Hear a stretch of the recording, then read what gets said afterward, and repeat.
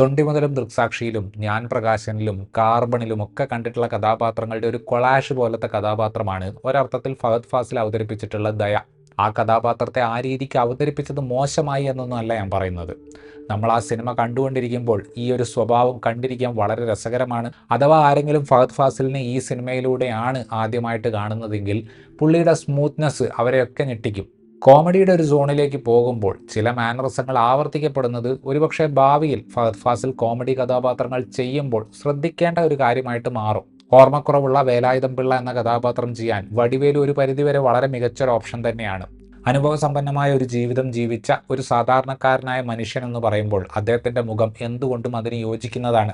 സ്വാഭാവികമായിട്ടുള്ള അദ്ദേഹത്തിൻ്റെ മുഖത്തെ നിഷ്കളങ്കത അവിടെ അദ്ദേഹത്തെ സഹായിക്കുന്നുണ്ട്.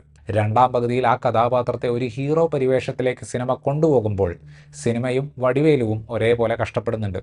ഈ സിനിമയിൽ പ്രധാനപ്പെട്ട വേറൊരു കഥാപാത്രത്തെ ചെയ്തിട്ടുള്ളത് വിവേക് പ്രസന്നയാണ്.